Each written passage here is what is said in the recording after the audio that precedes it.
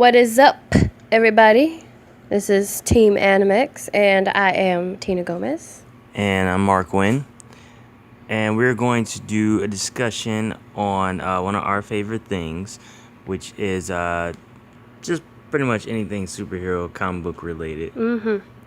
So, we just got done watching Batman v Superman, Dawn of Justice. Dawn of Justice, the theatrical cut for the third time. Third. The third time. We wanted to watch the uncut Ultimate Edition this version, time, but we couldn't get around to getting that version. So, but we will. But we did happen to watch this one for a third time, and my views personally, I have just kind of went all over the place. After seeing it for the third time, I went into the movie. Well, I'll just explain a little bit of my half really quick. As I went into the movie, kind of knowing that a lot of the Rotten Tomatoes scores weren't good and critics were bashing on the movie, and I was just like, no, this can't be. This is Batman v Superman. Right. It can't be that bad, right? And first time I saw it, no way was it as bad as the critics made it seem. And the second time I watched it, I did notice more problems, but still, it's in no way a terrible movie. Like, critics seem like they'll have you thinking that this movie is just the worst thing ever, and it's not. So, what were your initial thoughts? The times we've seen the movie. I really enjoyed it. All three times? I'm a huge Batman fan. Oh yeah, yep. And DC is our favorite, by the way. Yes. I mean, we both love Marvel. Yes, we love Marvel too, but DC that's where home is. All three times, like you said, I did notice more things that were kind of an issue, or I would have liked more explaining on, or stuff like that.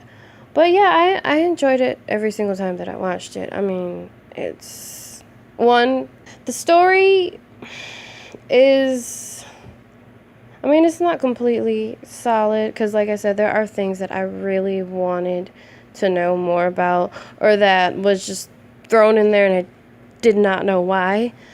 But as far as, the whole, am I allowed to say this? Say whatever you want. Okay. The whole thing about, how Bruce Wayne, well, he wasn't Batman for a long time, and then, these issues arose, and he felt inspired to become Batman again, and Superman. Although he had a lot of struggles in the movie, I actually really don't mind as much as Mark Wynn. His struggles, but I do think that Superman should have been a little more Superman. Yeah, from the Superman, from the animated series, or just anytime you see Superman, he is the face of justice. He is the face of... I feel like the movie should have felt completely different anytime he was on the screen. But I do feel like I can have that emotional connection that he was going through. He was going through a lot of stuff. He was struggling a lot, and I can understand that. But yes, eventually, I think that he should have at least, I don't know, somewhere in the movie just been a little more happier. Yeah, I'm sure they're saving that for later movies, but I totally agree on that. Also, I love Batman. Ben Affleck as Batman is a great Batman. Also, they did a great job picking Wonder Woman. there's just so much I can honestly say about this movie. And when I first was going into the movie the first time, I was actually really, really, really nervous about it. I was just afraid that they wouldn't get the stories good enough, and that just, I mean, I'm sure a lot of you out there can understand how one can be nervous for a DC movie like this, especially because Marvel just keeps throwing out movies after movies after movies. Yeah, and most of them are really good. Right. So this was a really huge deal for me. You know, Batman v Superman, oh my God. You know, it's just like... And we did like Man of Steel. Yes, we did. I think she liked it a little more than I did. Yes. But I did really enjoy Man of Steel. I just didn't fully... I wasn't fully on board with all of some of the creative things. I mean, they were cool things, but some of the stuff were a little... I don't know, I just wasn't too sure about. But overall, we both liked it. Yeah. Like I said, there's so much that I can say about the movie. I went into it nervous, but when I first came out of it the first time, I was really excited. Second time I saw it, I was still happy about it. Third time I saw it, it still was really good to me, but I did notice some more things that I was questioning in the movie. But anyway, do you want to say something? I have a lot to say. And I feel like what you have to say, I'm going to like start bouncing off of. Because honestly, this is a long movie. Yeah. And I'm more so focused on the end right now. Like, my brain is on the end. Yeah, we just finished watching. Yeah, we just literally finished. So, we just decided to turn on the, record a little bit. Yeah. Okay. So after my third time watching, I have to say that I would say it's hard to get it all out, but it's basically it all boils down to I love like everything in this movie. Like just visually, everything visually in this movie is amazing. I love all the characters. Everything in this movie is, to me, for a comic book fan, it's just crazy. It's just awesome. Oh, yeah, he did ask me before we actually turned on, like, the camera or, the recording. He was like, he asked me how I felt. I was like, I love it, I love it. But anyways, go ahead. But. Yep, the big but. Yep, big, giant. No pun intended. But, yeah. I have to say it, man. Go ahead. I don't like the story, like, at all. At all? At all. Nothing? It's not even just like, oh, it's okay. No, at all. Really? Yeah. Nothing? Yeah, I came to that conclusion. Oh, wait, the story or how the characters are written? The literal story. Okay, the story, I get that, but I love the way the characters were written. The characters are fine. Well, the story kind of has a little bit to do with some of that. Basically, this movie, after realizing that the story is honestly, it's kind of like all over the place. Yeah, it's like jumbled around. This movie is like a bunch of really cool, amazing things, especially visually. Just all over the place. Yeah. And just stuff not really making a whole lot of sense as to why they're in the movie, but it's still cool. It's still great. Right. A little bit of spoiler, I can't even think of a specific scene at the moment, but there's just... I had one, but I forgot. It's just so much awesome stuff. And, like the Batman dream sequence when the whole thing with Apocalypse. And it's just like, that was awesome. And it doesn't... It's like there's no reason for it to be in the movie, honestly. Okay, we need to mention, let's say this.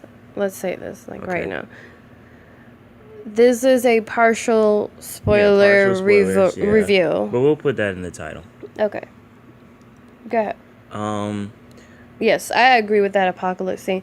The first time we watched it, the very first time when we first came out of it, I think that was like the first thing we discussed. It was like, was that apocalypse? We were trying to figure out with the Omega symbol and those creatures that were flying around. Yeah, and we came to the conclusion that it was apocalypse because not only that, but if you look carefully, you can see what is it? The flames, the pits. I forgot what those are called, but they run through Apocalypse. There's like 4 of them running through the planet. Yeah. And you could like see that in the background if you really pay attention. And it was just that scene was really awesome. And then when Flash came, when Bruce thought he was dreaming, and he was like, "Am I too soon? I'm too soon." I was like, "Oh my god." Yeah. But honestly, I think there is too much in this movie. And that's probably why the story isn't that good. Oh yeah, there's a whole lot of there's stuff. There's so much in the movie that it's so hard to even make a story out of everything. It's just like... So pretty much what you're saying is like it's not a well thought out, solid story. Okay, yeah, I got you. I can agree with that. But like, there's so much stuff. Yeah, but I mean, even if you go and look at what Lex was doing, him pulling the strings behind the scenes and things like that, you might say, "Oh, that's the story." Not really. I think there's more of just Lex's character, right? But just overall, the beginning, middle, end, motivations. That's not really there a lot of the times, but it just... I honestly, when I was watching it, I felt like I was like kind of rewriting some of the movie, like in my mind, as I do that with movies because I'm a writer. And you could rearrange a lot of this movie, and it would just make it so much better. Some of the scenes were confusing. Like that whole thing we had to figure this out on our own because it was confusing. Where Wonder Woman, where she was in her robe in her room, and they showed her like walking in a hotel fully dressed and showed her on a plane. It's just like, okay, what is the sequence of this? Yeah, and you have to figure really it out and yourself. You still don't know, but you have to assume. And it's just like, there's even a moment at the end where Bruce says something about, I think, these metahumans or whatever, not his actual words, but they're gonna be needed. Mm-hmm. And then they show, it's like they show another scene after it, and you would think that scene comes after the previous scene you just saw, but it looks like it comes before. It feels like it might have came before the scene you just saw, and it's kind of like, why? And this happens a few times. It happens a lot. This is not a lot, but a few times it does. There's scenes with Lex Luthor, and you're like, okay, they're showing this now. Oh yeah, there was a specific scene with Lex Luthor, and you'll know if you see it, where he's dressed in like white and blue. Yeah. And then like the scene skips to another scene, and it's just like, and then it like later on, it comes back to that scene, and you have to put it together in your mind that that's not another scene with Lex Luthor. That was the same scene that we saw before. It just wasn't finished, and they just decided to come back to it. You have to arrange it in your head, and some of it's hard to follow at first, but once you really think about it and piece it together, it makes more sense. But weren't you gonna say something? Well, really quick, I just want to say, I was just thinking, there are 3 things that I don't like about the movie. Did you want to say yours first? I just want to say one specific one that I just have such a big problem with. Doomsday. Doomsday is one of mine. Naked Doomsday. I mean, the nakedness doesn't entirely bother me. Look. Right. Surprisingly, I actually don't. But he's just like a mindless, just creature. That's my problem. I actually wish that when he was transformed, I actually wish he would have still been Zod. Like, and he's talking and has the same personality and that same, like, revenge. That would have been so cool. interesting. Like, if it was still Zod, but Doomsday, transformed into Doomsday. Some people don't like changes and doing stuff like that, but I don't mind stuff like that if it makes sense. If it makes sense, in your world that you built, exactly, that would make sense. But instead, he's just growling he's and mindless punching and there was one point. I'm sorry, but there was one point where he first transformed. He was gonna hit his creator, and Superman had to stop him. And it's just like, why make him a mindless creature? But go ahead. Yeah, so that's one thing I didn't like, and I thought it would have been so much cooler if they would have changed that. Oh, I'm sorry. Go ahead. Go ahead. I just thought of another one. Go. Maybe this is just nitpicking, but Mercy, Lex Luthor's assistant, she seemed so much cooler in the animated series. She's just there. Yeah. In the movie. That guy that got shot in the beginning was Jimmy Olsen too, and it was. Yeah, he didn't really have anything to do, but I thought it might have been Jimmy, but stuff. Movies always do stuff like that. Superhero movies where they take this kind of smaller character and you're like looking forward to him, or that's this person, and then they don't do much. I thought that might have been Jimmy, but I didn't think that they would kill him off so easily like that. But yeah, it's whatever. Yeah. Go ahead and mention your other ones. What's the other thing I didn't like? I'll say my biggest thing for last. Okay, what's your big? My second thing is spoiler. Is Superman. Oh, well, I guess I won't give it all the way away, but Superman and what he decides to do to Doomsday at the end doesn't make sense to me. Now, if like all the other characters, Batman and Wonder Woman, if they were like unable to contribute to the fight at the moment, or if they were like knocked out or something like that, and he felt like, oh, okay, now I'll do this one thing. Yeah. That would have made more sense. They could have helped. But I feel like you didn't have to do what you did. Right. You could have let someone else do it for you. I mean, it's just like he just didn't have to do what he did the way he did. I think I know what you're talking about. Yeah. Go ahead and mention your... And my final thing, and this is big because me and her are huge Batman fans. Ugh. Her more than me, but I'm a huge fan too. You're admitting that, finally. I've always admitted that. I don't remember you admitting that. Go ahead. Okay. I'm saying as quick as I can. Okay. Basically, I don't mind them changing some of Batman's character. Like Batman, spoiler, he kills in this movie, but I don't mind that he kills. I just wish that I had wanted to mention that. I can already assume that something really terrible happened that pushed him past his breaking point. Right, based exactly. On his conversations with Alfred. 10 years or something that passed? It was a long time. I don't remember. Well, we don't know when's what's happened before this movie, like as far as Batman goes. Right. True. But you can assume that Robin probably died because they showed the Robin suit with the Joker spray on it. But I don't like that Batman senselessly kills a few people in this movie. Oh yeah. There's some times where you're like, oh well, hey, I ain't got no choice.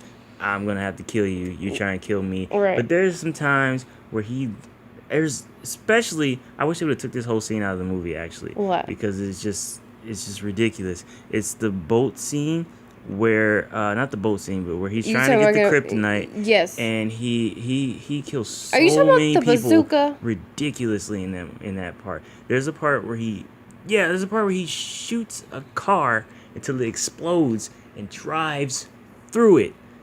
No survivors from that. There's just no point of doing that though. Right. And then there's a point where he makes the car, crash. Yeah. And then he hooks like a hook onto it, and he's dragging the car, stops, and it flips onto another car. Oh yeah, I remember that. And then that explodes. And then one part had my jaw to the floor, and I didn't realize he actually did this when. Are you talking about where he went through the boat? When he went through the side, it wasn't the boat. He went through the side of a truck that they were in the back of. He literally took the Batmobile and it just ran it right through somebody. I thought the guy ducked or got out of the way. He just missed him. No, I watched it. He literally is like coming straight down onto the truck and just. Oh, I know what you're talking about. Where he jumped out. from. Yeah. Okay, yeah. He just takes the guy straight out, and I'm just like, come why? on, man. I don't mind the killing, but just why? That doesn't make any sense to me. That's like crazy. Yeah, that was one thing that I wanted to mention real quick, was that Batman is ruthless in this movie. Yeah. But at some points it's really cool, but at some points just like, why? It's like too much. And really quick, you know, I actually have one more thing that I mean, the movie does have problems, but I mean, I understand that, you know, things aren't going to be perfect. Right. And I'm totally fine with overlooking certain things, you know, or whatever, especially because this is a series of movies, and I know some things are going to be more clear and more explained later. But overall, I just think that that problem I mentioned earlier about there not really being a solid story, and there just being so many great things going on, but it's just like so jumbled around. Yeah. And it's like I don't know, it's like they took a whole bunch of cool comics and storylines and threw them in a washer and spin cycle, and hey, let's see what comes out, you know. And it kind of felt like that for me this third time. It didn't feel like that the first couple times, but the third time it definitely felt like that. And I just think that if they would have took all those awesome things that they put in the movie and split them up a little better, paced them out a little differently, or even kind of sped up on some of the parts. Like, I actually didn't think we needed the Lois Bullet investigation part. I mean, it was, if there wasn't so much in this movie, then I'd say it's fine. But because there is so much in there, so much even more important stuff. Yeah, I just feel like that you're asking the audience. You have to. What I'm trying to say here is, from a writing perspective, you gotta know that your audience is not gonna care about that storyline with so much other stuff going on. So just why even waste your time in filming it, knowing that they're not gonna care about it as much as you probably want them to? You know, it was just way too much going on for them to, you know, try and make us care about that particular storyline. But I mean, overall, that's like, you know, really what I feel about the theatrical cut of the Batman v Superman. Well, before we close this out, I just want to say one more thing. Okay, Lex Luthor, Jesse Eisenberg, awesome character. I was actually... Not everybody agrees with you, but I actually do. I don't care if everybody don't agree with me. This is my opinion. This is my video. I'ma own it. Anyway. Now I lost my train of thought. Jesse Eisenberg. Oh, okay.